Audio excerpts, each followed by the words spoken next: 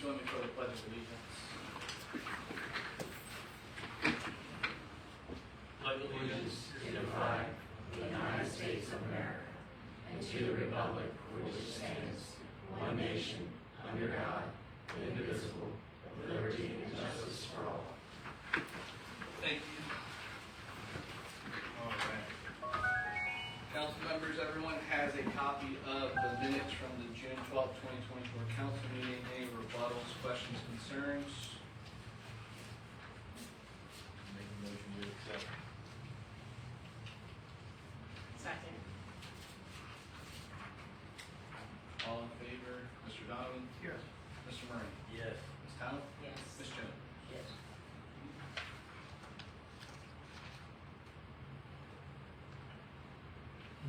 All right, moving on to old business. Sale of surplus items, which include the Ford Explorer and the trailer from our maintenance department. The Explorer sold for $13,029.55 and the trailer for $1,029.55. Both over what we were asking. And both of those items are completely gone. Yep. We received the check for both that day. Oh, thank you. All right, old business number 2, public comment guideline revisions. Has everyone had a chance to review the guideline revisions that we discussed last meeting and that were put together by Mr. Sharp?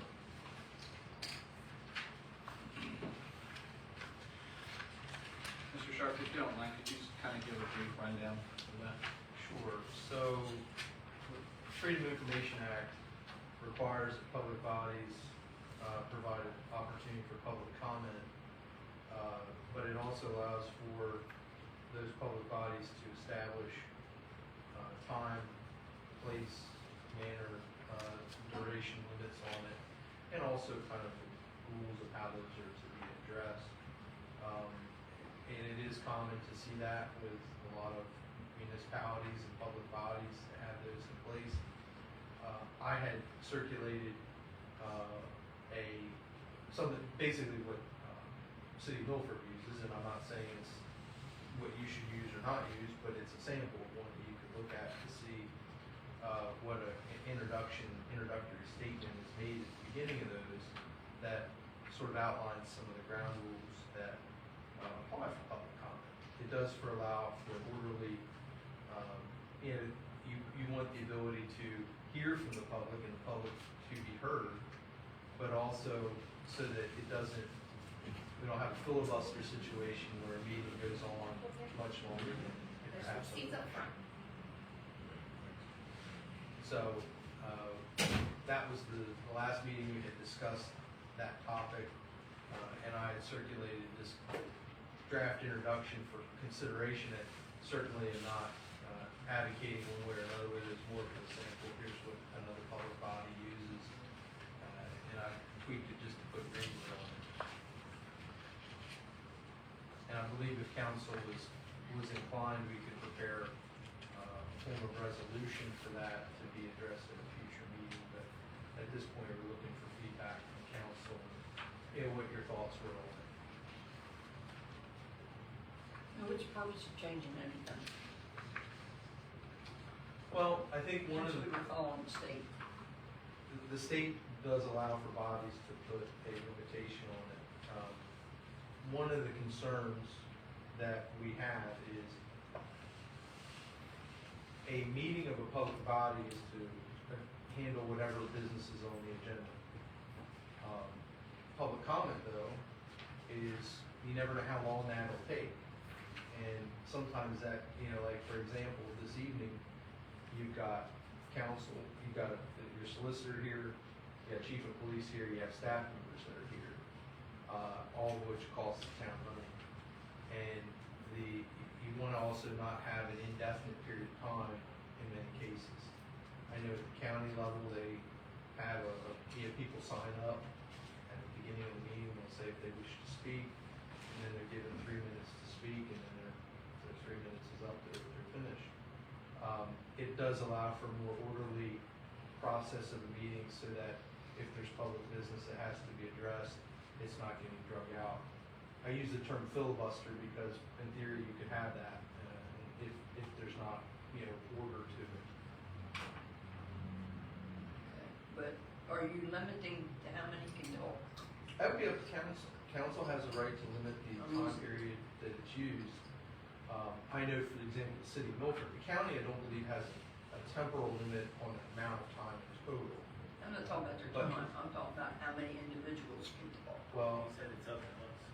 that's, like, the city of Milford has a 15-minute limit on anybody, like the total number of speakers. So once they hit the 15 minutes, they can end the comment period.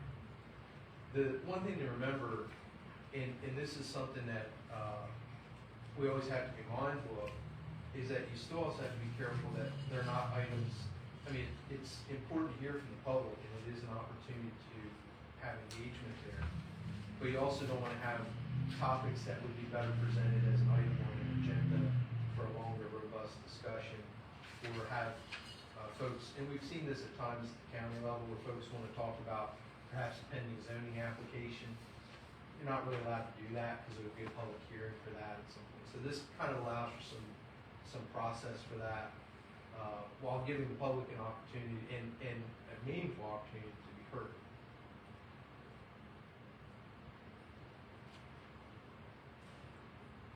I like it, what you wrote up. I don't have a problem with it. I don't know if anybody else does. Jamie, I have a couple questions. Sure. On page 1, it says speakers can be request to be heard online. We live stream, should we'd have to switch to Zoom so Well, they that- can comment? Or? I think that would be something that we could strike, you know, at this time, and if for some reason we went back to the COVID days of people logging in, we could change that. Okay. You know, that, right now, we're not required to do that, but I think this kind of went back to a time when some of that was done online. Okay. And then one other paragraph, and I just didn't understand this. It states it's to be used to address items not on the agenda or items which are on the agenda, but do not have a designated public comment period. So can you kind of explain that one? Well, if there was an item on the agenda that, you know, like a public comment period on an agenda is generally gonna be a zoning matter, or perhaps some ordinances that have, you know, public comment type things. But generally speaking, most of the items on the agenda are not for public comment. The reason we have open meetings is so that the public can see the meeting, see how their public body is making decisions, whether it's council, board of adjustment, the commission, or any other public body, and how their deliberations are.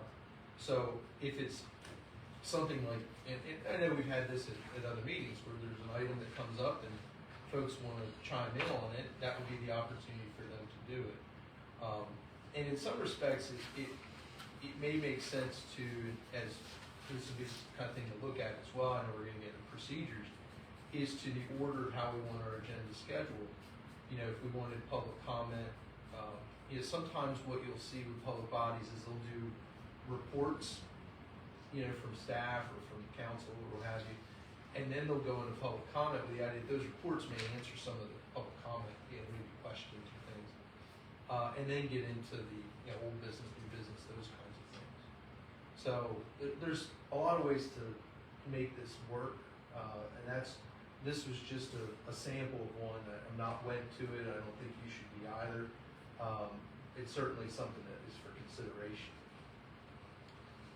And did you have any other questions this time? No, that's it. Didn't the previous council have a 3-minute limit? Yes. Yeah. Okay, Ms. Basin? But what I've heard is supposed to be like only like 5 people can talk. Well, if we limit it to 15 minutes, I don't think. Well, and if all those But then people you're not being utilize, fair to the rest of the public. yeah, if all those people use their top 3-minute block. Yeah. I don't know how often that comes up at Milford, you know, where I'm not sure if that's been an issue or not.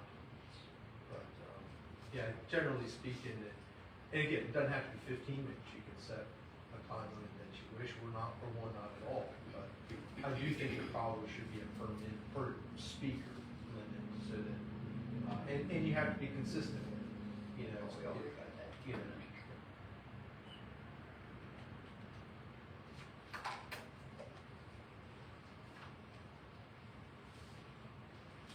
Any additional questions for Mr. Sharp related to the public comment? council, would you like me to work on a resolution to incorporate that into your procedure for the next meeting? Yes. Okay.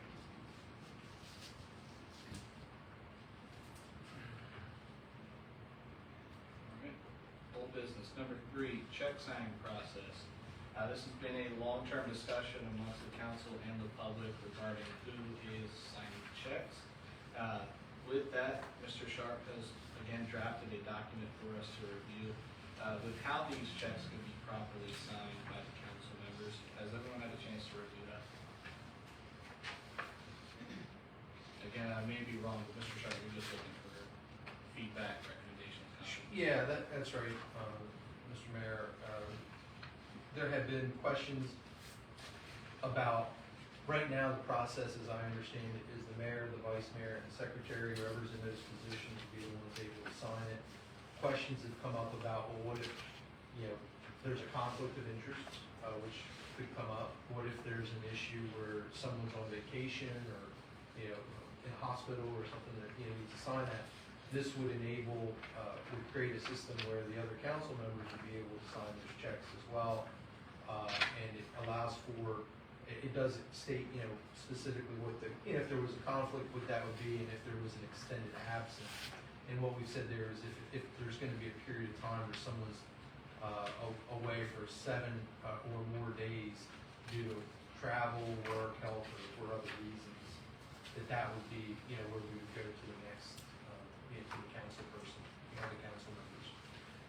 And I think one of the things we would, if council were to approve this resolution, we would need to get up with the town's bank to make sure there's signature cards for the other council members to be able to sign those checks.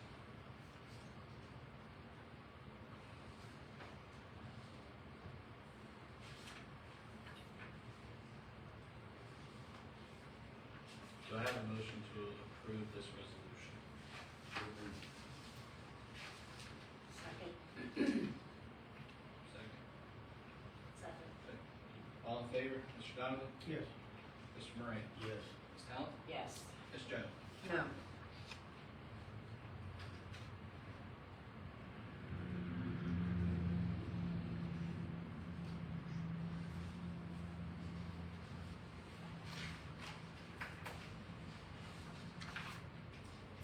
The final resolution will be on the next agenda. I believe this was the final. Okay, that's fine. Yeah, I think we vote to approve the resolution. So going forward, Janet, will you be able to contact the banks tomorrow for the other 2 signers? Absolutely. Thank you.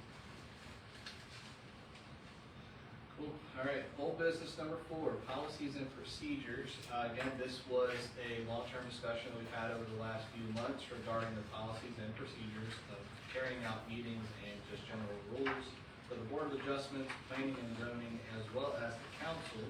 Mr. Sharp has provided some references as to what these could be for, again, recommendations, comments, suggestions. Has anyone had any questions for Mr. Sharp?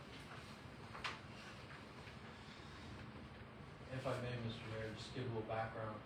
So a couple years ago, I noticed it was one of those things, like we should look at doing these, updating the rules of procedure, not just for the council, but for the commission and Board of Adjustment. At that time, I had pulled a couple local ones that we had and circulated them.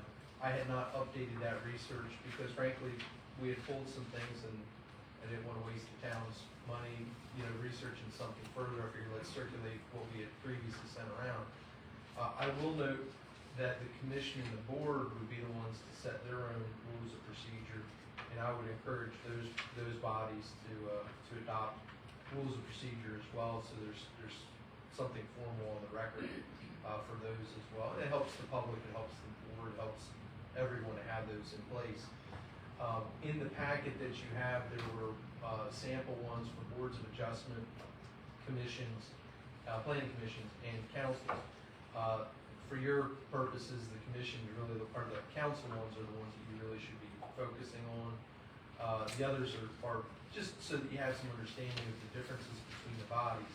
A board of adjustment is quasi-judicial, so their rules of procedures will largely differ greatly from what a council's rules of procedures would be, simply because the Board of Adjustment is not a legislative body, and it takes testimony under it. But I wanted to circulate those to council for you to look at, give some feedback on. If you need other samples, I'm sure we could ask around or do some research on that. But I just wanted to kind of get the discussion started so that you all could see, some samples of what others do. I think the counties are pretty robust. They talk about forums, they talk about, there are zoning meetings that they have, so it talks about that. There's probably some things in there that may not be applicable to you all. Some of that's gonna be looking at your charter and some of your ordinances to see if there's things that we need to tweak. But from a concept perspective, it's a good one to look at.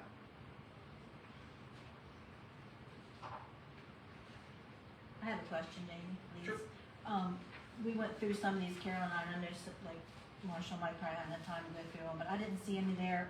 Who decides who can be on the agenda? Is that written in our charter somewhere, or would that be incorporated in this?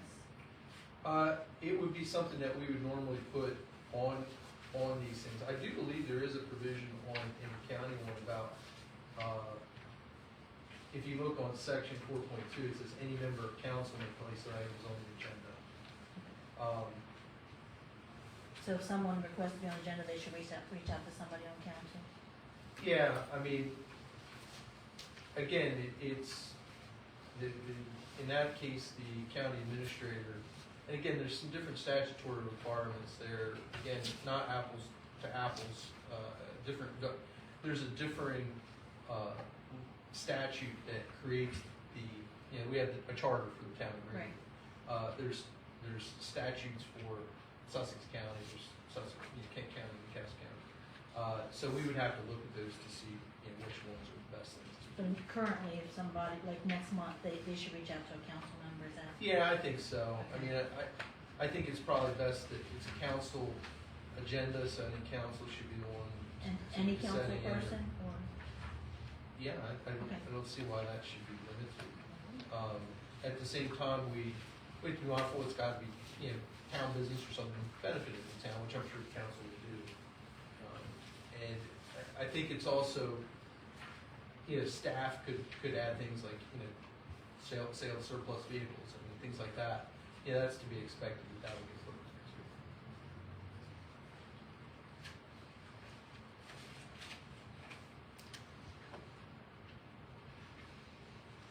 So let me understand what you're saying here. What you just said is that an individual wants to be on the agenda, or they got to go to a council person, and that council person can go on the agenda. I think if the council person wanted it on there, yeah. If it's town business related, presiding officer has the ability to, move on if it's something that's not beneficial to the town or what have you. But I would imagine that, council persons here are gonna put things on the agenda that they would meaningful to have one. Does the mayor approve the agenda before it's posted, or I don't know, not that I'm. no? I mean, we could look at what some other towns do as well to see how they set their rules of procedure on agenda setting and whatnot. Again, that's the kind of thing it would be helpful to have in place, and frankly, I haven't seen where it is in place. So rules of procedure on things like quorums, and those things, we really should have that set up. And, to the extent we wanted to look at what some other towns do, we could, Janet, I'm sure, could reach out to SCAT, and it's probably the best way to do it, because I think a lot of towns, what I gathered looking at this a while back was that they weren't really available online, like the codes were, but I would think we would be able to find, through SCAT, we could probably get a sampling of those to look at, and, maybe say this works for us, or this doesn't work for us, depending on what you all think. So, just for instance, like, we'll just use the July for instance. I always send it to Marshall so he can see it. I send it to you now so that you can see it. Going forward, you're just looking, you particularly, are just looking to make sure it's worded correctly but Marshall doesn't have to approve it? that we've been doing it that way. Yeah, I mean, I'd have to look at the charter on it, but I think it makes sense to have the presiding officer at least get their eyes on it and say, hey, maybe we need to add this or that. I know from my standpoint, it's good because if we're gonna discuss things that have legal relation, make sure we're doing it the right way. Right. You know, put the right citations and what have you, and there are times where I may know things and say, hey, you might wanna put that on there. Right, so Marshall. I look at it as we're all on will the same approve team it, here, so. Basically, yeah, so he'll approve it, basically, he'll review it, and then if he gets to the meeting and decides, somebody else says, oh, we don't wanna talk about that, they can skip it, is that? Oh, you can amend an agenda and say, hey, we'd like to remove that item from the Okay. agenda and move to do so. You can certainly do that. So Jamie, just so I understand, if somebody reaches out to us and we just say they wanna be on there for something, and we feel that it's not, needs to be on the agenda, that can be said under the public comment, we can just say, refer to the public comment section? I think you could. I would be very judicious on doing that.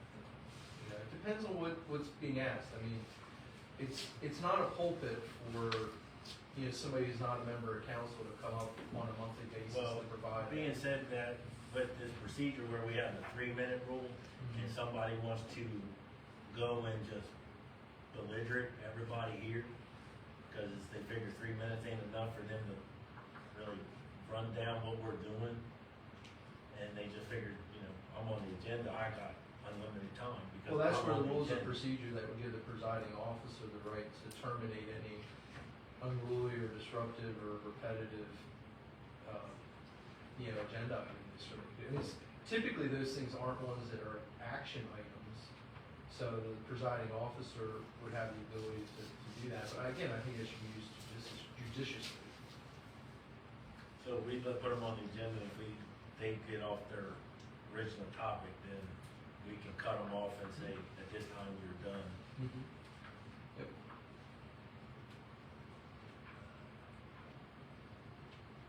But again, I think that is something that you would want to make clear in the rules of procedure, you know, about the ability of the presiding officer.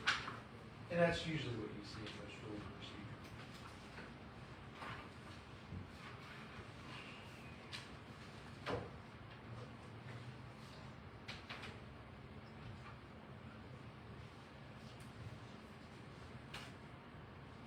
Any additional questions for Mr. Sherman?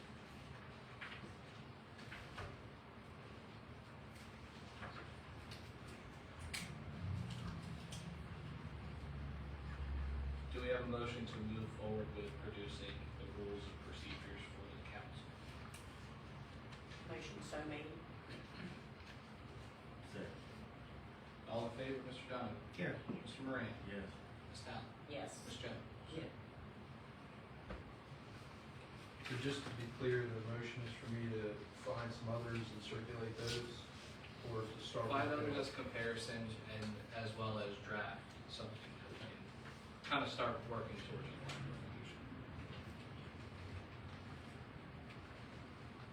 If that requires the review of the others beforehand, that's fine. Okay. I'll do that. Thank you. All right, old business number 5, employee handbook pertaining to Flex.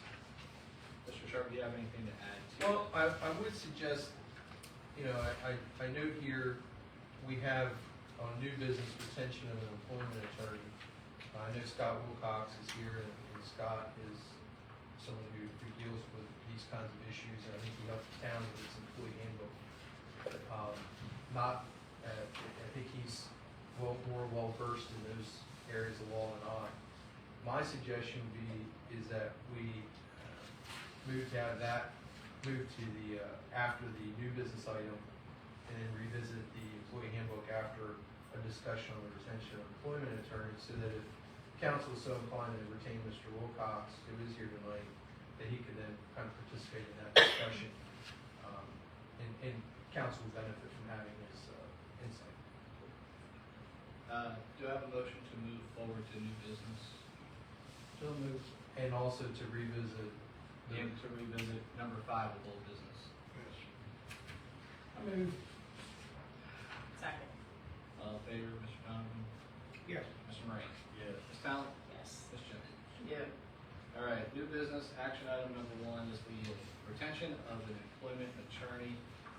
This again stems from, I believe, our last meeting where some questions were posed, a few different items, but Mr. Sharp, do you want to make an introduction for Mr. Wilcox? Sure, Scott Wilcox is here. Scott, could probably speak better about his credentials than I, but, he's been practicing for many years. He's represented numerous governments. Used to be with our office. He's now with a firm based in, Wilmington, but has offices, downstate as well. And he represents clients, throughout the state, often litigating cases when necessary. And he's done a lot with employment disputes in public bodies, often representing those public bodies in those disputes. When we started delving into the employee handbook issue, which I knew that he had been involved in a few years back, made sense to me to see about bringing Scott in. I know he's worked with Ms. Todd in the past on those issues, so he's familiar with the town and its procedures, and I think he'd be a good resource for the town, and strictly with employment, personnel-related issues, employee handbook, those sorts of things. Thank you. Mr. Wilcox? Good evening. As Jimmy said, I'm Scott Wilcox. I'm an attorney been practicing for over 20 years now. My firm primarily focuses in 2 areas, litigation and government work. It's kind of sounds odd that they do that. One of my larger clients is a group called Delaware Founders Insurance Trust. You may know that, or DFID. DFID offers the only self-insured workers' compensation program in the state of Delaware. It's made up of solely municipalities. I think there's 29 of us. And I'm counsel to that group. I give them advice like Mr. Sharp gives to this group about handling their programs. Through that group, I also do representation of various of the members of individual matters. This matter came up because I was helping revise employee handbooks for various municipalities. I represent them in litigation matters, like employment matters, etc. So it started, I was previously with Warren Rutt.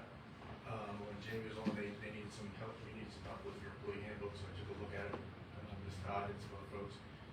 We had drafted a document, I think, representing what the town was looking for, and that was adopted. They're always changing, so I'm willing to help out, provide any expertise I can in that area. Any questions for Mr. Wilcox at this point? At the present time, there isn't any flex time in the handbook. Well, I think, Mr. Donovan, we're not onto that part of the topic yet. This is a discussion about retention of Mr. Wilcox as an attorney to help with that. Do you have any questions specifically for No. For him, I ain't no question for him. Mr. Wilcox, would you I'm sorry. mind just stepping out for just a minute so we Sure. can talk Yeah. freely? Want me to shut the door? Yes. Sorry. Jamie, again, can you just kind of clarify what the importance of this would be versus having you as our representation in the matter like this? Well, Scott's in court quite a bit, and is a litigator, and this is his area of law. I'm not an employment law attorney. I'm more familiar on the zone use and ordinance with aspects which I think are big parts of what the town needs, and hopefully the employment issue is one that doesn't come up very often. I know that a lot of towns and municipalities will have separate attorneys to represent them in any employment issues or with employee handbooks, because that can be a little nuanced of an area. Scott's well experienced in that area, and I think he'd be a good resource there. He and I have worked well on issues and on matters when after he left our firm and when he was with our firm. So he's somebody that I think we could continue to work with on that, and would probably be he knows that area very well, and I think it'd be a good benefit to the town to have his expertise. Anyone have any questions for Mr. Sharp regarding Mr. Wilcox's experience, background, or? So this means we're gonna have to have 2 lawyers. Setting. This means we're gonna have to have, town's gonna have 2 lawyers, Well, we right? currently have other ones that run the planning and zoning committees, so that would be 3, I Oh, assume. you don't do it all. I I mean, thought you were doing it all. I I didn't could, know we were hiring other lawyers. well, I could assist the town with the planning and zoning commission board of adjustment for those here. What sometimes does happen is towns have conflicts, the attorneys do have conflicts of interest where, we've got a client that maybe we've represented, or a property that's come up that maybe we've represented somebody on, we're conflicted out for whatever reason. and that imputes to a firm, so even if I had done it, this way our firm had conflict. So it is common for, towns to have conflicts counsel. So that's not, I think that's what we have at, I believe Mr. Dallas was helping the planning commission, on a matter before I was kind of re-engaged. And that was when you had Ms. Ballard in a lot of meetings. So that's not an uncommon, practice, but the employment end is one that is different. And particularly when you have a police force as well, which is its own nuanced, area of law as well. I'm sure the chief's aware of that. And so it is a good idea to have separate counsel in that is nuanced, just because those areas are different than a lot of other things that are included. Zoning is a much different animal than employment. But he would be on retainment, so we'd only use him as needed, where Correct. you are a every Right. day thing pretty much. Correct. Right, okay. Yeah, I would envision that he would only be brought in for specific issues that come up related to either employment or employee handbook. In the true conversation, at least the way that I understand it, is we would go to you first to say, hey, this is what we're dealing with, what is your recommendation? Obviously, we all have our own opinions towards that, but we wouldn't just automatically go directly to you. Yeah, kind of look at a solicitor as like a general counsel. You know, you see that with a lot of, companies, public bodies, what have you, and that would be my role, help facilitate getting you the legal counsel you need, whether it's in my office or elsewhere.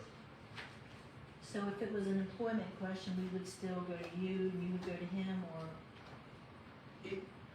We can talk to Scott about how he'd prefer to do that. It's often a good idea to have, me as a solicitor looped in on it, as an FYI type thing, because sometimes that may come up with like, how do we do an agenda, or make sure we have, certain protocols in place.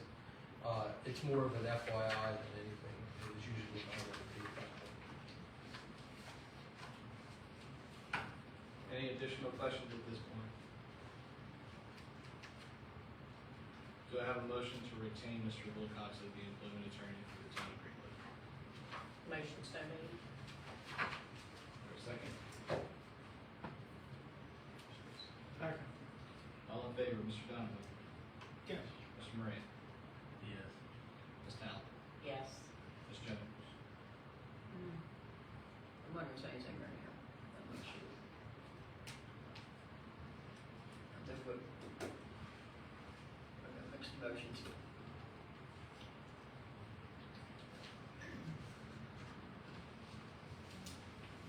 Mr. Massey, will you let Mr. Wilcox back? Sure. Thank you, sir. Sir.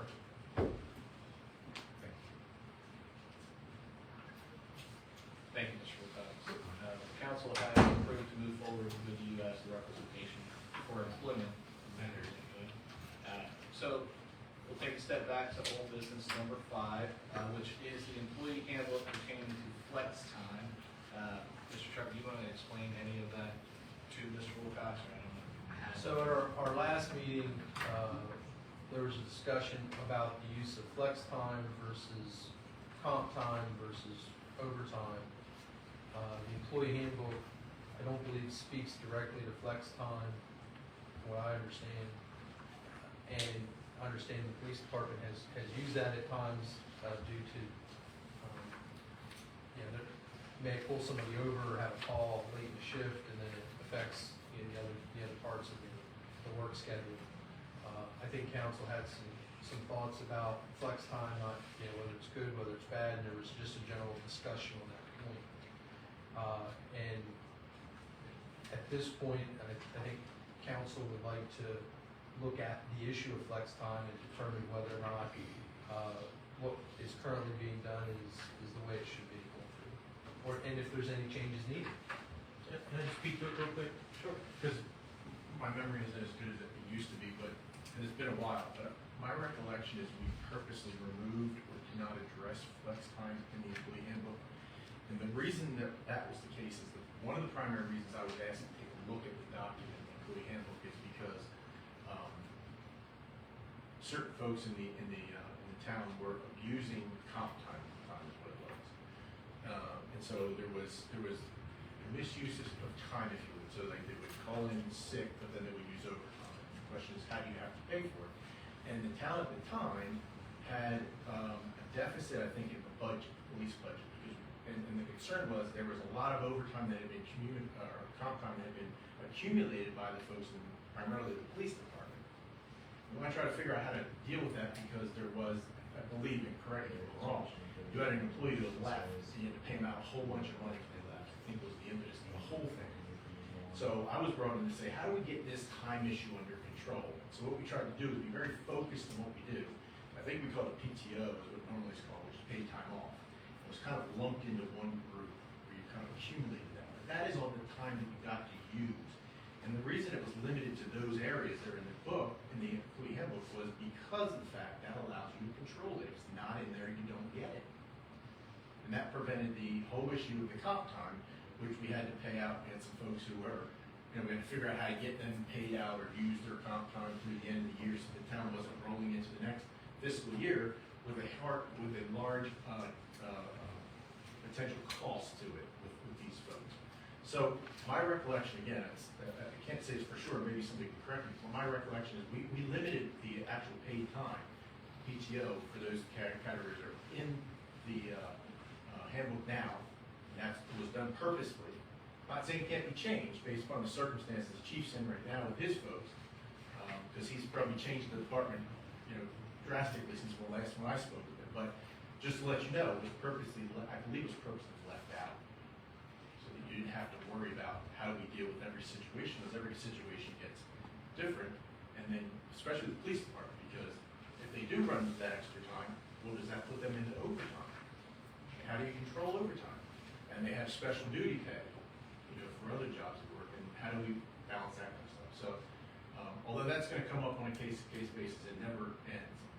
I will say that the language that's in the employee handbook right now was purposeful, in my recollection, for paid time off. So I don't know if that helps you at all or not. I just wanted to kind of give you that foundation. That's what we started with. Everything may have changed since then, so you may want to say that doesn't work for us anymore. I have a question for you.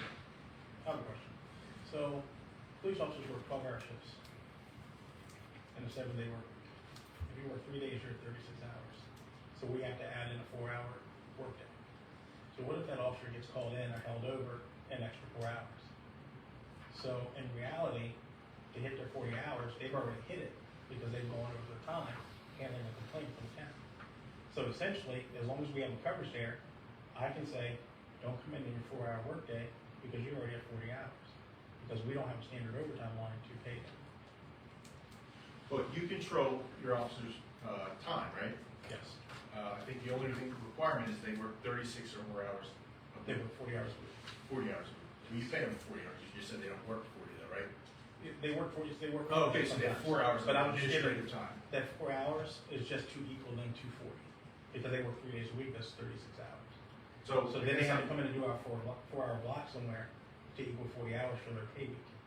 But if they're held over, or if they're called in for court, that would then supplement that 4 hours, so they wouldn't have to come in on their 4-hour block as long as we have the coverage and I approve and say, hey, you've already hit your 40 for the week. If you come in now, that's putting you in overtime, which we don't have a standard overtime on. Yeah.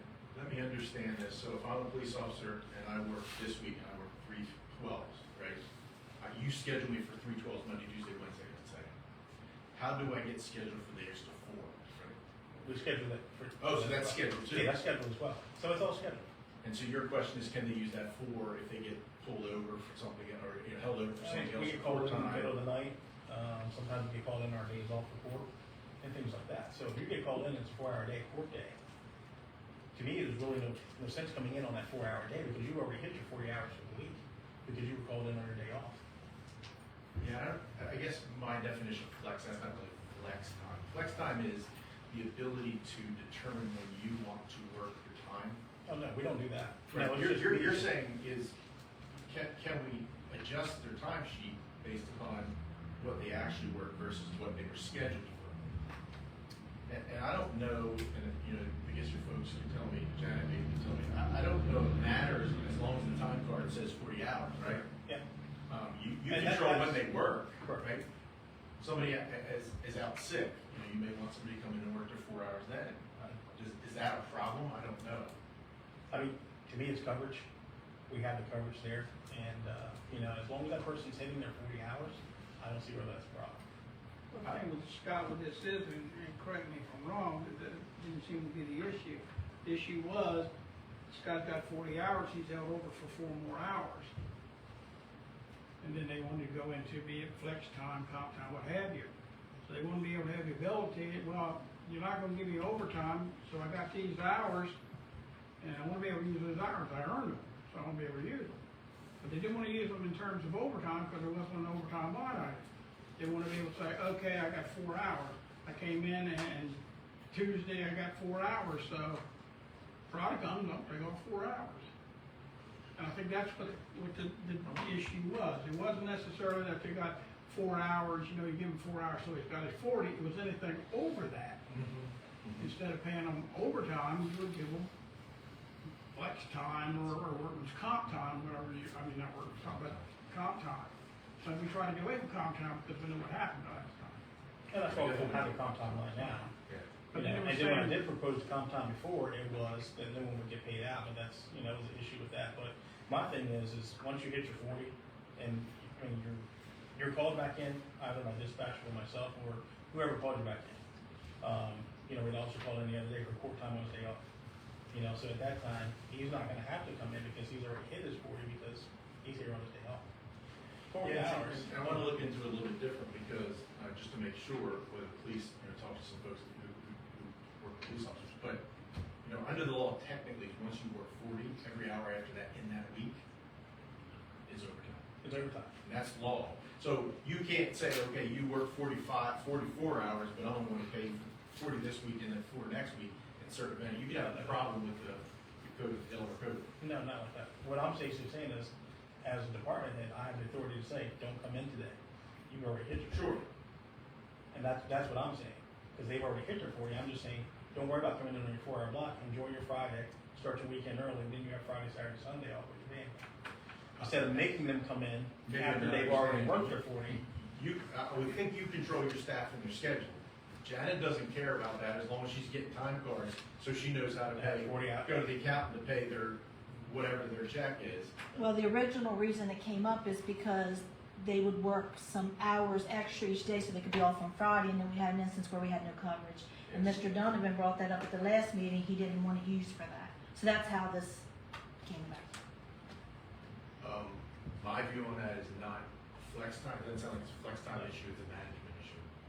And the police chief is the one who needs to be able to control his environment. Hopefully you're not having a situation where there's no one working because they work 2 hours here or there.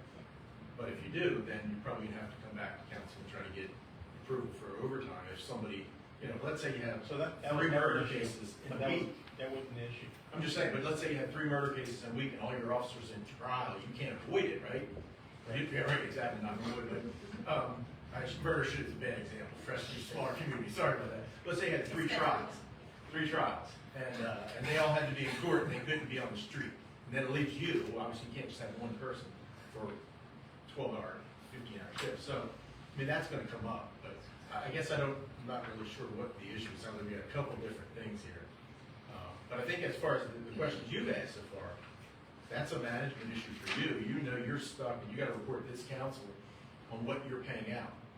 If you happen to pay overtime, that's your decision and you've gotta come before council and justify that because that's, you know, your budget doesn't allow for that. You're gonna have to come back for extra money to pay off that budget. All right. And I don't think Janet, in my discussion with her when we originally did this, that she cares, as long as she's getting pay times to pay the invoices, it doesn't matter from that perspective. And like I said, as long as we have coverage, I mean, that's important. And the other thing, we keep addressing the police department, but the reason, again, we brought you in, if it's flex time, it's gotta be for all employees of the town, so they're, Police are a little bit different, only because, as the chief said, it's not scheduled.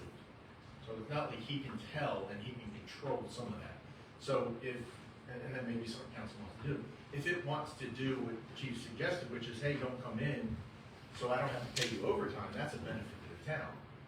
Now, I understand other employees would appreciate that, but that's not in his control.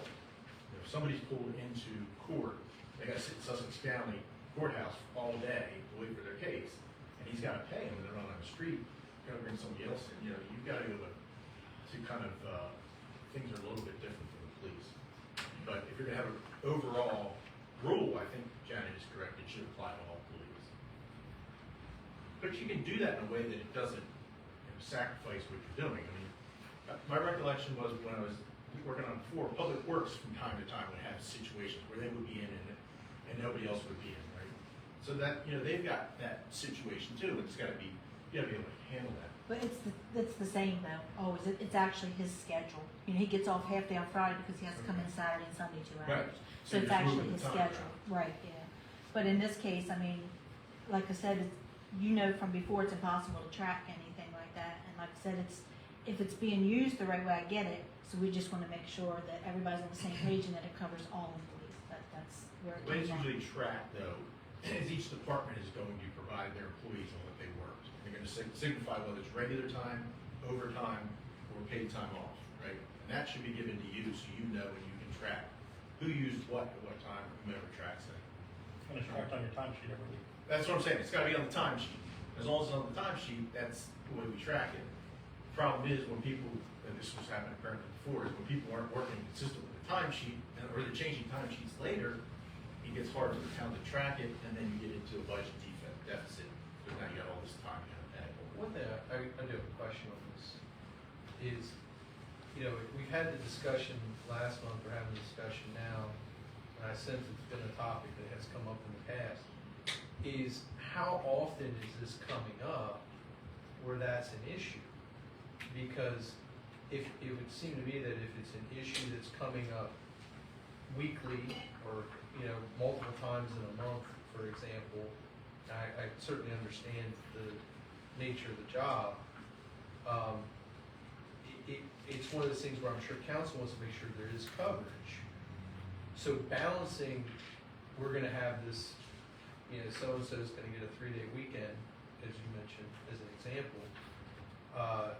But if the town's left without an officer during that period of time, then it goes to, are there better uses of the schedule to provide coverage for the town when the town needs it? And that's a council kind of question, but I don't know if it's a lot of time that this comes up or not, but I suspect that's probably something that council would probably like to have a little more reporting on. So we have 3 officers. There's a lot of times where we don't have coverage. We can't cover around the clock. We're part-time police agents. We're not full-time police agents. So a 4-hour block is not gonna take away coverage for a whole day. Typically, the way it works is on Friday, if you have a 4-hour block, it'll be on a Friday, where you have an officer in the morning, an officer works at night, and an officer come in anywhere in that time for a 4-hour block. So if that person doesn't come in, you still have coverage in the morning and night. And if it's something that I see is gonna be detrimental to coverage issues or an issue or something that we have going on, then I would make the call and say, okay, we need you. I'm the one who approves that and say, you get your 40, we have coverage in the morning, we have coverage in the afternoon, we don't need you on Friday, you can choose to take that off if you like. The way it's done, and I understand you're a smaller municipality, but the way it's done is you hired this gentleman as your police chief, right? He's supposed to oversee his employees. He's got a framework that you set through the employee handbook that he needs to follow. He has to come to you every month and answer any questions that you have. I would be hesitant to suggest you should regulate how he controls his police department, other than to tell him he needs to comply with the rules and then be responsible when things come up. When, hey, Thursday night there was no coverage and we had something happen here, why didn't you have coverage? And he may have an answer for that. Or he may not be doing what he's supposed to having coverage, I don't know. But that's when you get to question it. I don't think putting in the handbook, unless you've got a specific issue where you want to add flex time, which is, we could do. I think you have to let the chief, do what's best for his department with the direction that you give him as far as how to do his job. If he's not doing it, at every meeting, he's got to make a report. He's going to be here. You ask him questions about it. So I guess, I don't know what your thoughts are, whether you want to offer flex time to everybody.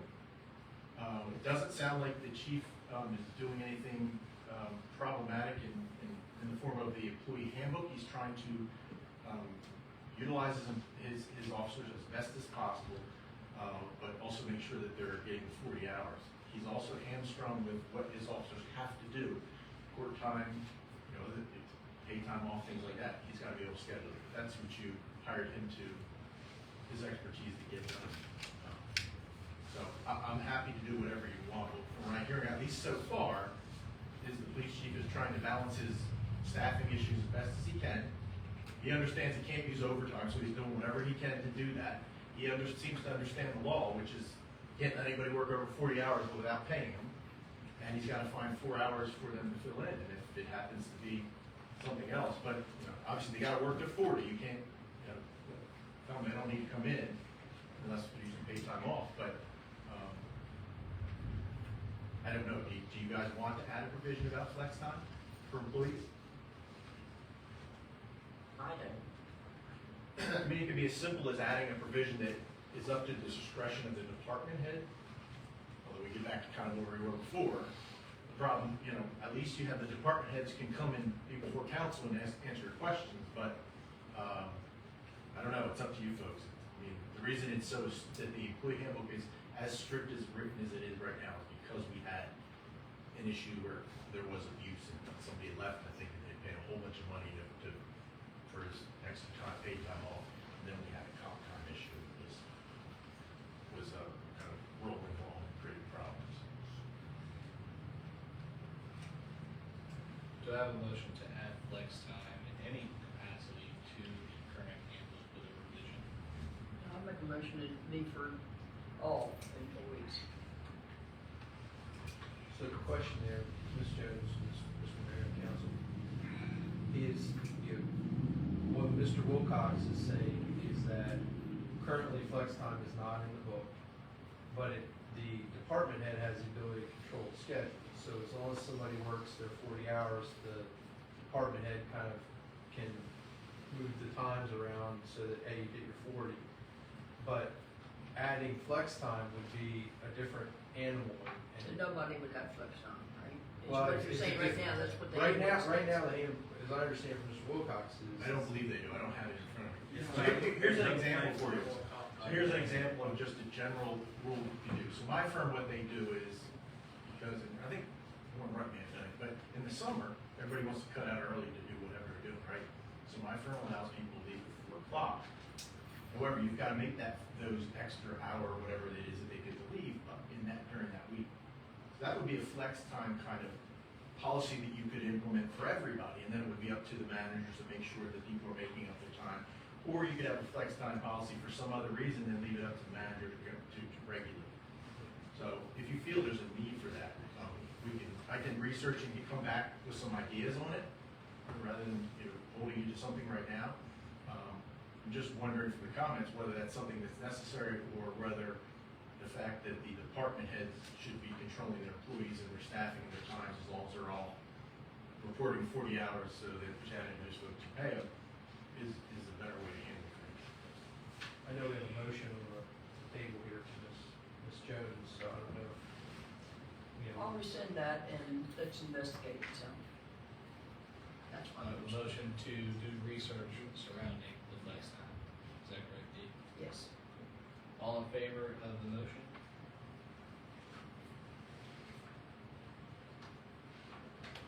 who seconded that? Is there any second? Oh, Sorry, thank I you. apologize. Who made the motion? He made it. Who seconded? That's my new question. Do I have a second? Sorry.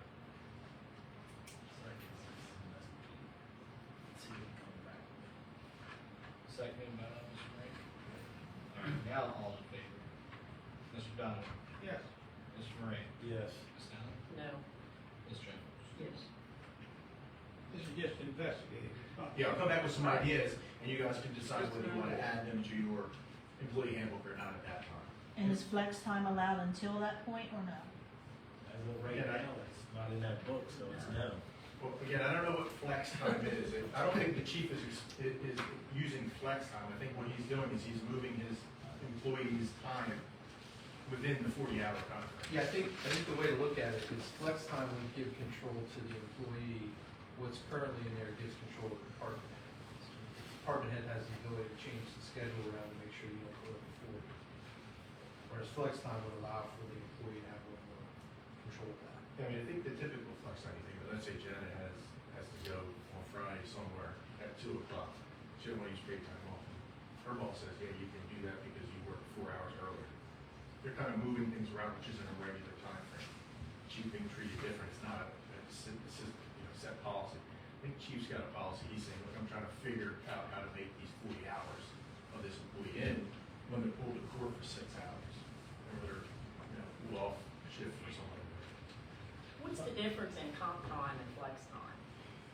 Well, comp time is time that you accumulate for payment where you set another time. And the problem happens is I can bank my comp time. If I bank, let's say, 30 hours of it, and before we didn't have any requirement on when you would use that, so I can continue every year to bank time if I don't use it. That could be paid time off. If I don't use I get 4 weeks vacation, but I only use 2. So every year I accumulate 2. After 10 years, I got 20 weeks, right? And I'm not getting paid it. Well, then I retire, and you see this sometimes in the paper with the state. I retire with a year worth of pay in comp time. And the town has to pay you out. I think that happened, right, Jeremy? They did. With somebody, they had banked a whole bunch of time and never used it because they don't go on vacation or whatever reason it was. And then when they quit, whatever, they had to be paid out that time. And so then what happens, you didn't budget for it. Right? So what we did is we kind of went away from the comp time, and that way, when you're doing your budget, you know what you're paying for. And that's a line item for the chiefs, police officers for 40 hours a week, everybody else for 40 hours a week, right? That's what you budgeted for. That way, you don't have to worry about going into the red, potentially not going into the red. In the comp time, if, say they get 10 hours for the month of July, then 10 hours for August, Of extra time. extra time. And say we said if you had to use it by December 31st, can we say you have to use that time or lose it? You don't get paid out for it, it's gone. And then January 1, it starts over. I think we did that with the folks who had built up, but we Yeah, took but it out. you can't budget for it because you don't Yeah. know. There were some folks who had it, and just clear that up, we did that. I know my current job, you had to use it by a certain time. Yeah, it's years. And then if you don't use it by sometime in June, it's gone. You didn't get paid for it, you just lost it. Right. And I think me and the chief had that discussion before, and we never went with it, that we put a cap on it. You can only have X amount, but if you didn't use it by that certain date, Use. then you lose it. So if that officer worked 48 hours, he worked that 8 hours, he put in comp time. So if he wanted to take a day off, but not use his vacation time, he wanted to use that comp time, we're not out no money, he still has his vacation time to use at a later date. And we decided. Versus the flex time, then with the flex time, I see is you would run into a problem where I work my 40 hours, well, we're all out of here, it's summertime, Friday, beach traffic, we're all leaving, I have nobody in the office, I have nobody on the street, we don't have no public works guy, because everybody's out of here, and one of these residents has an issue, you've got nobody here, and the town people have no idea. The comp time I was more lenient to, because we can really control more of that, and it also benefits all employees in the long run, from what I've anticipated. And as long as you either use it by a certain date, we'll just say beginning of the year, we'll say January, if you don't use it by June 1st, whatever you accumulated, June 30th, it's gone. Well, the benefit of the flex time, as chief, as I understand, is using it. First of all, he's gotta come before you, and if he doesn't have coverage, then you gotta ask that hard question, why did you let that happen? And he's gotta make sure it doesn't happen. But number two, I think the way he's doing it is anybody who flexes their time has to use it within the same 40-hour week. So it's not like we're carrying over months and months and months, or somebody waits till a holiday weekend and uses it. Where on comp time you could do that. There's no restrictions on when you use it. You just have to use it by an end date. So the flex time is typically used within the same pay period because you're trying not to go over 80 hours, or you're not going over 80 hours. You're just saying instead of working Monday, Tuesday, Wednesday like I usually do, I'm working Monday, Tuesday, and half a day Thursday, and then next week I don't work a day or something, or half a day or something like that, but it's in the same pay period. But to resolve your issue, Councilman, that's the chief's responsibility, to make sure he doesn't have downtime, or he only has certain downtimes that everybody understands that you can't, I know he can't field officers every day and all times, but that's his responsibility to come to you and say, why is this happening? You've got officers, you've got to manage your officers better. Because otherwise, you're gonna get into so many scenarios, and you can't regulate them all, you know? That's why you hired the police chief. I didn't think there was use it or lose it, because the understanding I had with comp time is you actually work those hours. I'm not giving you anything like sick time, I'm giving you sick time. When you do comp time, then we got into this discussion before, and how you may have been here as well. The thing with the comp time was, I worked those hours, so you can't arbitrarily take away from me, I worked them. So Well, you you just can't can. say you got some new Tuesday to take them away, or you're gonna lose them, wait a minute. You're taking away X number of dollars that I could have had if I hadn't used comp time. But that was just what I was led to believe, maybe it's obviously. No, we did that for the folks who had accumulated a lot of comp time when it came in and did a handbook. Remember, we said you had to use them by, I think it was December of that year, and they were having trouble scheduling it. The chief was having trouble, I think he was just coming in then, right? I was coming in. And he had trouble balancing it because he had so many people who had time off, but he only had 2 or 3 officers. And how do you staff it with all those folks who have to use their comp time by the end of the year? Because we made that rule, but he couldn't do it because they were all taking comp time and saying, I'm sitting at home and he's got nobody to patrol the streets. That's But right. you can do it. That's why he cut it out, right? What we messed up was we paid somebody for comp time, and then those afterwards said we paid him for comp time, so now you're gonna pay me for comp time. I think that was And the other problem with comp time is tracking it is really difficult, especially when it rolls over into different pay periods. At least with flex time, if it's used the way it's intended, it's in the same pay period. So when Janet looks at Officer 1, he's gotta have 80 hours if your pay period is 2 weeks. Officer 2, he's gotta have 80 hours. It's gotta be 80 hours for Officer 3. And it's gotta be a combination of work time, paid time off, or, you know, I don't know if we have anything else in there, but. We have grants that we work. Right, paid right, jobs. so she knows if the chief moved him from week 1 to week 2, as long as it's got 80 hours, who cares, right? As far as paying out is concerned, it's not like it's rolling over to the next pay period. That would be common. So if there's just so I understand, if there's a written schedule, let's say chief has a written schedule for a month ahead of time. Flex time, he would, if he varies from that schedule, that's considered flex time, or what? Well, I don't know If you could what the just variance is, clarify. but he's gotta be able to control his folks. Let's say, something happens, he's got his whole force on one day, he doesn't need 4 officers or whatever it is. Right. He's gotta be able, excuse me, and it's in the town's best interest, to send one guy home and say, come back tomorrow when I only have 1 guy home, right? So he's gotta be able to manage his police force. As far as the accounting perspective, as long as you got 80 hours, whether originally I was supposed to work Monday, Tuesday, and Wednesday, and I ended up working Wednesday, Thursday, Friday, it doesn't matter, I don't think from your perspective, as long as I got 40 hours in that week, right? And as long, like I said, as long as there's coverage while Carolyn and I are here. So, as long as he's not giving overtime, which is problematic, and as long as we got proper coverage on the street, that's his job to manage, I would think.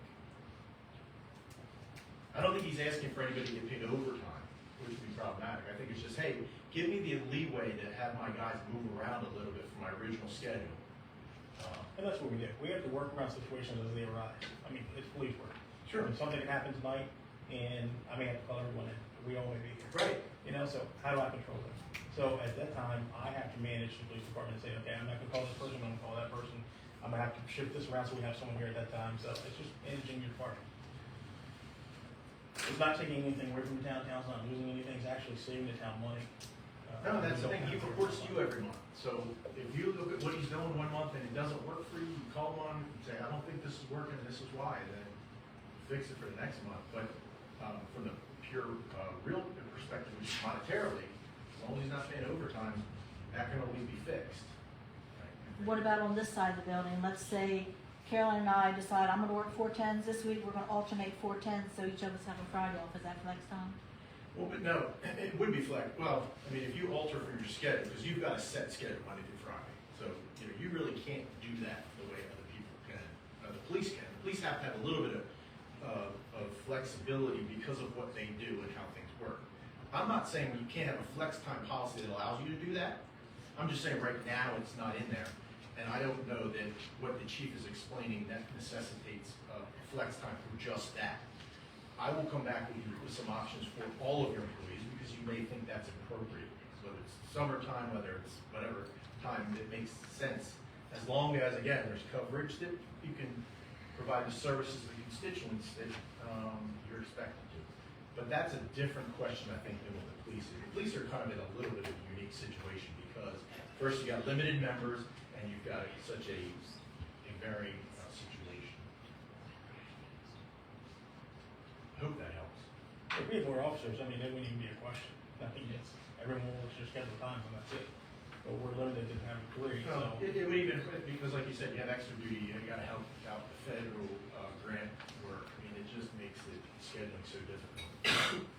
So I'll come back with some suggestions on a overall flex policy, and you guys can decide whether it makes sense or not.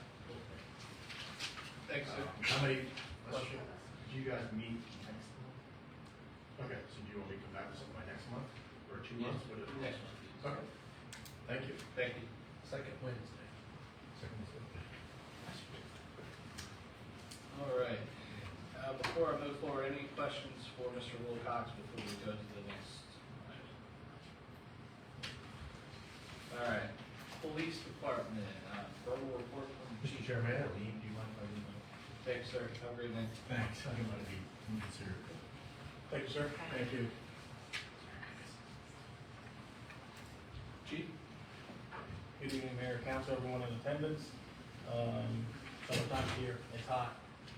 Traffic's rolling, people are moving, people are coming through, we have a lot of traffic. A lot of people coming through our town every day. But for the month of June, I attended the normal monthly chief meeting. And the only other thing I have is preparations for our 2024 National Night Out is still underway. Again, it's August 13th, 6 to 8 at the Greenwood Fire Hall. And we are still accepting donations. Anybody who wants to help out, we're more than welcome. Whatever type of donations. We've been receiving monetary donations. We may need some help that evening. Kevin Eichman is working on that, our admin, and along with Kelly Newer, she's helping him out as well. So we've had a few meetings and we're moving forward. I think everything's looking pretty good right now. But if you're looking to help, just let us know. We'll put your name down and we can kind of let you know where that works as well. So that's all I have for you. Chief, that big box, radar machine that's in the building, that will buy the trailer and you set up and tell people how fast you're going, that we no longer use. Can we sell it? I just check with highway safety. I think it's ours, but highway safety is, we may be able to do a trade, I don't know, I'll have to find out what we can do with I that. mean, if they wanna trade for another one of them little signs that we can move around.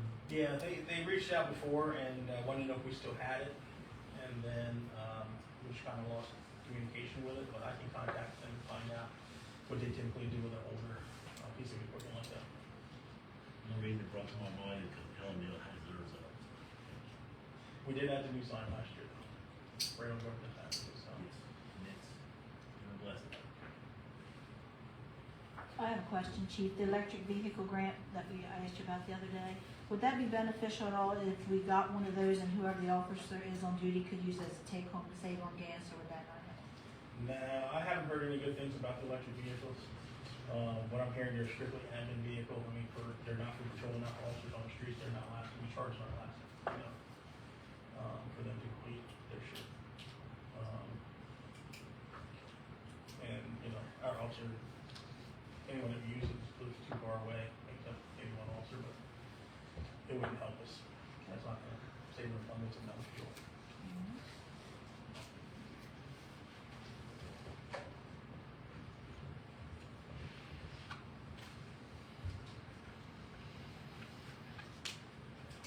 Any other questions for Chief? All right, moving on to the town manager report.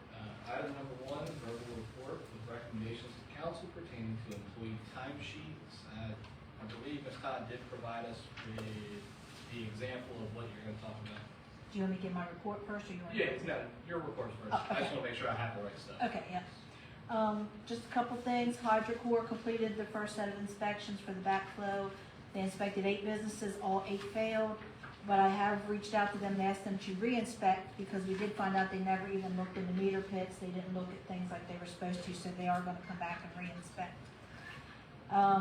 I applied for several things under the bond bill, included some updated equipment for the police department, sidewalk and paving projects, HVAC upgrades to town hall and the police department, upgrades to the ball field, new Christmas lights. We applied for $264,683 and we were awarded $88,000. The ones that we were awarded were to pave the church parking lot across the street since they let the town use it. HVAC upgrades were approved. The additional window in town hall through the back so we can see out the back, and some sidewalk repair. I reached out to Representative Vanderwin and thanked him, and I did ask why we didn't get more, like if we did something wrong, could we do something different, you know? And he said, you know, they're limited on funds, he and Senator Wilson, so they have to, you know, share with everybody, so. There's a copy of all the awards for the towns laying there on the table for anybody that wants one. I also applied for a grant from Councilwoman Cindy Green, and she awarded us $6,000 if we decide to proceed with the downtown revitalization, which we're going to talk about in a little bit. And the marijuana ordinance you discussed months ago was tabled by the Planning Commission because I believe some of the members wanted to tour the facility, and I think some of the council members wanted to tour it. So if you guys want to proceed with that and you do want to tour the facility, I have the gentleman's contact number. He's at Milford, or AJ has it, or Anthony has it, or Kelly has it if you're interested in touring. If you guys want to proceed with that ordinance, that's something we'll want to do. Roger and I started discussions. Our engineer said we're going to need an additional water tower soon with all our growth. So we have our asset management plan, so we're going to start looking for funding possibly for that. And that's all I have for the town manager's report.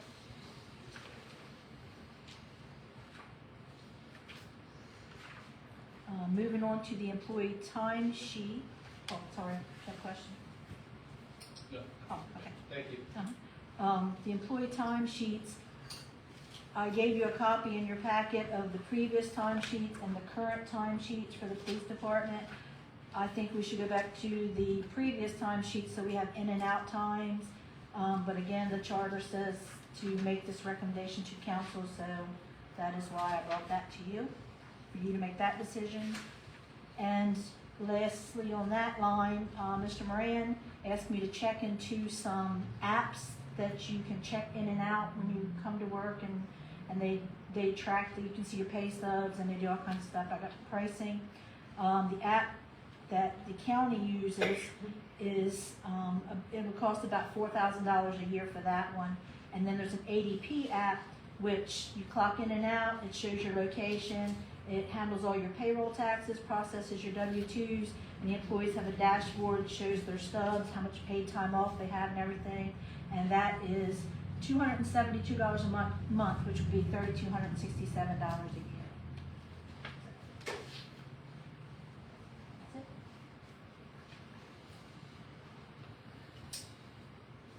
Chief, just because I don't know, do you know of any other departments that are using paper time sheets?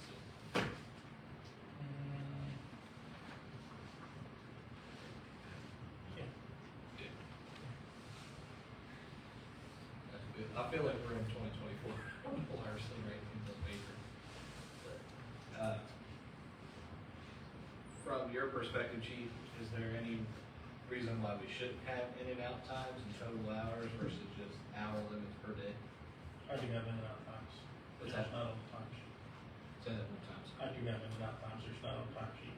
Or also it's their daily load, which equates to monthly, that's the time we produce your report. And it has all the stats on it as well.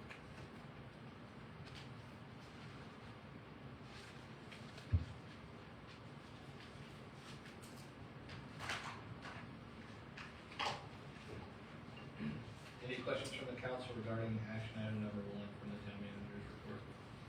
I have a big question. Why are we funding the paving project for the church? Nothing against the church. Because the church lets us use it when we have events and everything, so Representative Short said to apply to fix their parking lot for them. So he gave us that advice to do it, so we did. So,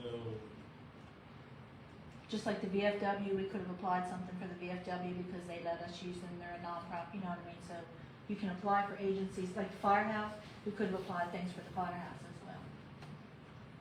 Yeah, but doesn't that have to be made public? I mean, they can't arbitrarily now say you can't park in that parking lot. Yeah, no, they can't. It's public parking. So, I mean, that was the issue they had before. They owned it, and they regulated who could and could not, so now they don't have that regulation. Correct. Before we applied, we made that clear. Yep. So now the town taxpayers can park there and do what they want to. Yeah. They- You can park there and do whatever you want. I mean, within the law, I guess.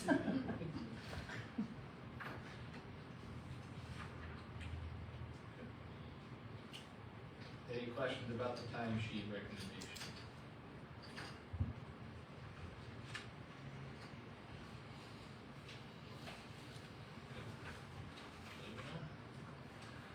Town manager report number 2, financial updates. All right, just a few things I'm gonna point out on the financials. On page 2, at the very bottom, you'll see an expense of $66,500 that was not budgeted for. That was a property owner that prepaid sewer impact charges when we lost the sewer and now is not going to proceed with the building, so we have to reimburse those fees. On page 3, under engineering, Mr. Donovan questioned at the last meeting about that, and I did show in there we are getting reimbursed for a big chunk of that because that is the asset management plan. So far, we've been reimbursed $32,720, and we're still owed about another $40,000 in reimbursement. It also includes the design of the crosswalk in front of Amity and the hazard mitigation plan that you guys approved when Sharon Cruz was here. And some of the fees have been billed back to the property for plan reviews. And on page 3, on the insurance line, it was originally budgeted for $12,000, and I spoke with the insurance company and got actual true numbers today because some things have changed, so I updated that number. Also on page 3, on the police grant, we were off by about $35,000, so I reached out to Chief and Kevin came and he figured it out and said that we had counted Sussex County twice on that line, so that income will actually be $35,000 less than we projected. The police pension, the rates increased July 1st from 12.74% for the town portion, it's now 14.9%. So it was budgeted at $20,000, it'll now be $30,708.67. And then that vehicle repair expense was that bill the Tahoe bill that they had to send in, but that didn't come out of the general, it came out of really transfer funds. And we're all set with the sale of the vehicle that we just sold. In terms of the insurance, we're referring to the auto liability insurance? It's everything, auto, umbrella. What was you said there was a change, what was the reason for the change? What did they give us? Some things had went up and some of the coverage was raised, I think it's called umbrella, something, the requirements went up, and so.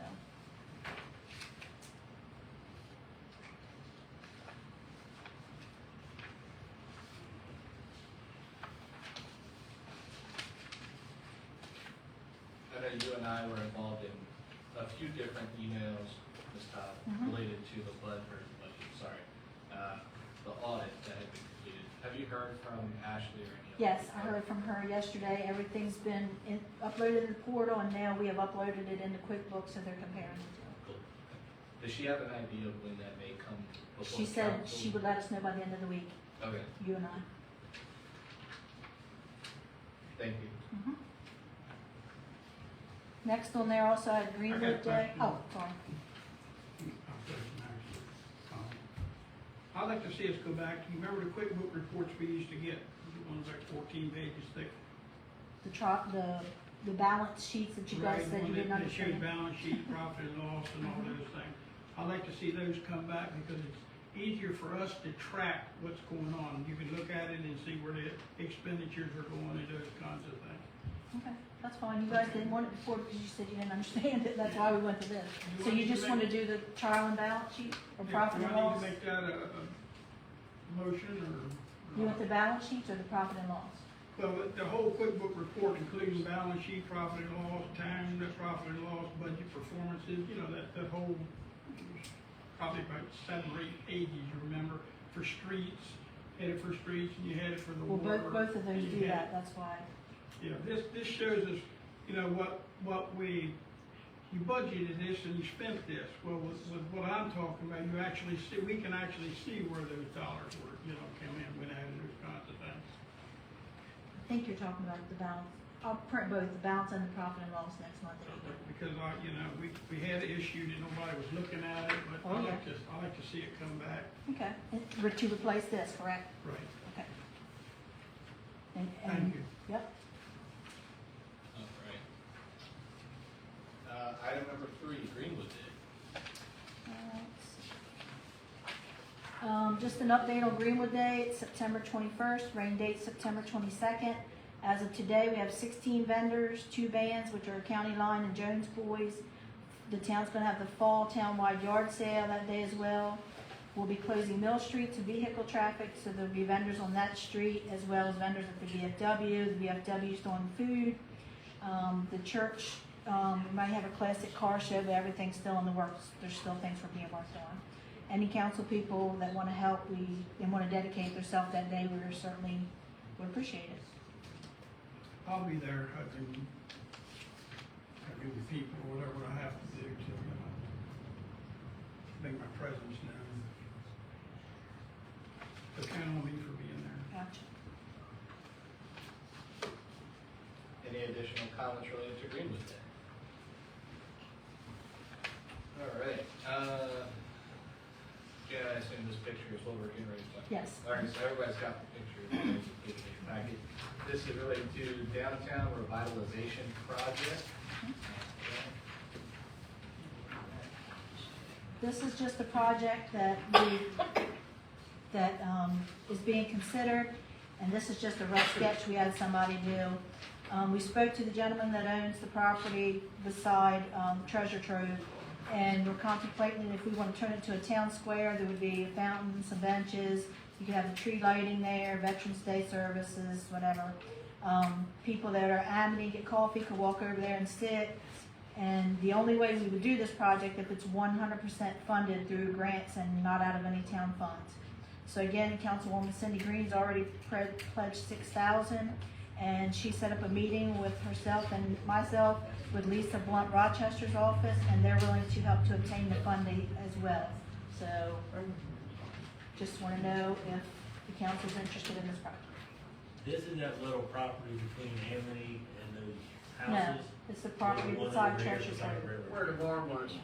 In between the apartment buildings and the. Where the bar was, Mike?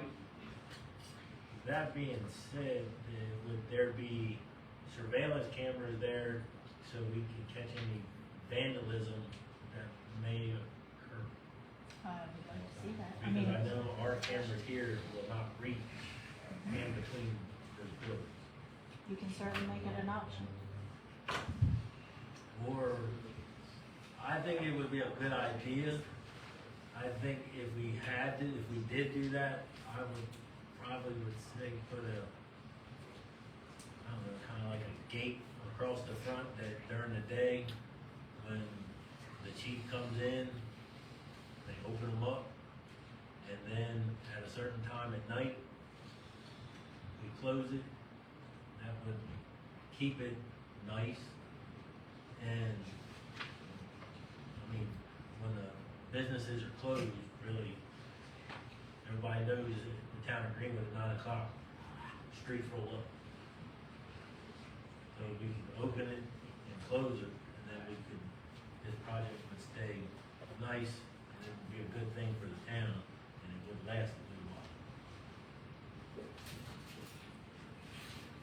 And we got in the proposed budget of what this could potentially cost. I know we're not funding it, but Yeah, just to get. not yet, because I needed to see if council was on board, and if so, then we'll proceed getting prices and funding, just kind of try to put a package together. But I didn't want to go too far if it's something you're not interested in. The white fence in the photo, that's not the fence that's currently there. No, we just had him put that there so that you're not looking at the houses behind it. Like I said, this is Yeah, just a rough idea. I guess this was a few years ago. My time on Board of Adjustments, the fence that was back there was a question by that homeowner. Just because at that point when the bar was there, things were getting tossed over the fence line. One of my concerns would just be to make sure that that was also something we would pay attention to, because I don't want to interfere with someone else's property at that point. I However, I am in favor of this if someone's funding it. We don't anticipate another business trying to No. purchase it or use it at this point. Chief, this be a question for you. On this project, we did put it up, we would have to put signs up saying that property's under surveillance, correct? The month we have cameras out there, yes. Just on one side, it doesn't have to be So, anywhere, just as long as it's posted. Long as it's posted, that way they're fully aware that they're being recorded. I guess another recommendation of mine is that the bench in the front wouldn't be back to the roadway. No, these aren't the actual benches. Okay. Yeah, no, they're just there for reference, Yeah. they're not the actual If that benches. were the case, just for safety wise. Yeah, no, they'd probably be this way, if anything. I know this would be a time-consuming project, you probably wanna get it up and running.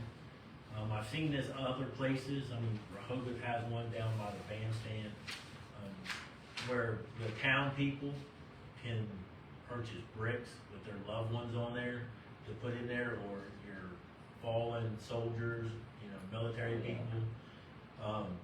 I think if we are going to do this, which it is a good idea, I think it should be offered to the town people, that if they would like to purchase a brick to engrave it. Obviously, this project would take a while to have them engraved and get them put in, but it's something that the town people are going to use, so I think we need to offer it to the town people and see, you know, how they would feel about purchasing a brick. I don't know how much it would cost.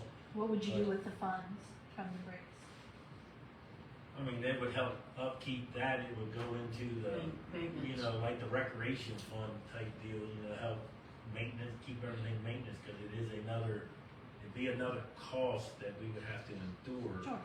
And obviously, you know, snow time, Roger, I go in there clean it up, but I think it would look nice that people from out of town, if they went to Amy's, walked over there, sat down and see, you know, what we put there, you know, people's names or their Sure. loved ones come in and say, oh, well, that was my great grandfather, Yeah. or that was my great aunt. And we have people now that may go to Amity and they'll sit on whatever Jay has out front, you know what I mean, or they'll sit on the benches, you know, that Cindy Green. And that's maybe So I just down the thought- road that we are able to put up some tables and chairs in there, and then when the winter months come, we can, granted, do a little bit more work for Roger to do, but we have to take the tables down and put them back over there, away from, out of the weather, but I think those bricks idea would be a good investment for the town. I think they would really get involved, do it. We could section off, like a section of this, the pavers, and say, you know, that many we're doing, and if it turns out we get it over, then we can just keep moving. So It you're, sounds like we are in favor. I was gonna say, so is everybody in favor? Do we have a motion to just move forward with the? Second. Second, all in favor, Mr. Conley? Aye. Mr. Ryan? Yes. Ms. Talent? Yes. Ms. Jones? By next month, I'll come back with more information and see what we can put together. Thank you. Is there anything else related to that? That's all I have. Thank you. Correspondence and public updates on town business from myself. Just a quick note here. On or around May 20th of 2024, I received a letter from a concerned citizen regarding prior actions of one of our planning and zoning commission members. That letter was sent anonymously and did not include contact information. I believe this was sent to the other council members as well. On June 24th, 2024, I received a follow-up letter, which appeared to be from the same person, requesting an update from the town council. While I am unsure of who sent the letter, I would like to acknowledge that I have received both letters, and I am working with legal counsel to address those concerns. Whoever the concerned citizen is, I do encourage you to reach out to any of the council members that are here today to discuss this in more detail. Even if that member of the public does not come to a council member, we will still continue our investigation further and have more information at the next council meeting. Any questions related to that? All right. Moving forward to the public comment portion of the meeting. The public comment portion of the town council meeting affords members of the public the opportunity to share with the town council questions, thoughts, comments, and concerns, or complaints regarding the town. Anyone interested in addressing the town council will be given 3 minutes to do so. The town council is sincerely interested in hearing from the public, but the purpose of the public comment is for the council to listen to the comments, and the town council is not required to answer questions or provide immediate responses to concerns raised during the public comment. This council may take action on items only duly noted in the agenda. Anyone have anything that they would like to bring to council?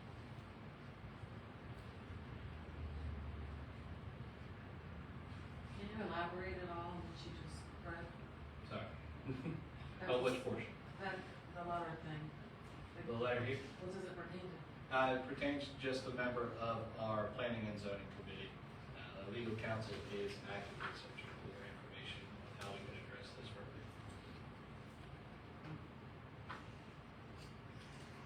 Is it something we should be concerned about? I don't think it's a public matter to be concerned about for any reason. It's just the actions of that individual that currently sits on the board.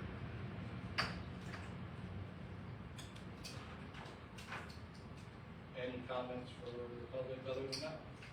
I entertain a motion to adjourn. I have a, Oh, sorry. who do we see about getting sidewalks fixed that need repair? Sidewalks, I believe, would go to Ms. Todd. Is that in the works now, getting sidewalks fixed? Is that over time? Is that in the works now, getting certain sidewalks fixed? The money that we were just awarded was for Maryland and East Market, so they'll be the next two done. That was the one in question, thank you. And Mr. Mayor, before Mr. Donovan's request go in the motion, I've been in contact with the Little League and the Ducks. The Little League season has now come to an end, and the ball field has been working smoothly, and both parties have talked back and forth numerous times, and they've worked everything out. Everything's going great. Our junior girls that have been playing there all year are now in the state finals. They play tomorrow night in Milford. If those girls win, they will be going to Connecticut. And right now, they are rolling over their opponents. They are 69-24 in 7 games over their opponents. So for you guys that are not sports related, they are rolling pretty good. They're putting up more runs than the other team, and they're just not sitting back. They're rolling. So I wish them luck, and hopefully they can continue to make it to the World Series. Mr. Heyman and Mr. Uber both sent letters to me and to each other congratulating everything. Their hope is to have the opening ceremonies here next year. They said there's some improvements need to be made in order for that to happen. So my intentions are to try to reach out to Mr. Heyman and Mr. Uber to have a meeting to see what improvements they want to see done, so we can come back and see how much this is gonna cost, and we can try to get this done and see if we can get some help, grants and whatever to get this up to date, so we can get this Little League grade back here in Greenville. And I did speak with Mr. Heyman in the parking lot this morning about they're gonna bring the girls through town on Saturday afternoon. So he had me reach out to DelDOT because it'll be on Governors. And I did reach out to them, and I gave Chief a message earlier. He's asking for a police escort, so Chief's gonna give Chris a call. Anything else for the good of the town? Motion to adjourn. Have a second. Yeah, I You know got you have executive. executive session on here. I'm not sure if there's an item we need to go over. in You executive would? session or not. This is, We do. So motion to move into the executive session. so moved. All in favor? Aye. Mr. Donovan, Ms. Moran. Yep. Ms. Town. Yes. Ms. Jones. Did you know there are 5 other people that stayed with me? Thank you, everyone. It's still daylight, guys. We got a chance. We might get out of here. You got a fat chance. Jim, Yes. You're freezing us up here. God, you talking about the HVAC being fixed, it feels just fine. You get what you need in the house, you I'm trying to sit on my arms up here so I don't look like a child. Freaking Yeah, I jacket. had some surgery.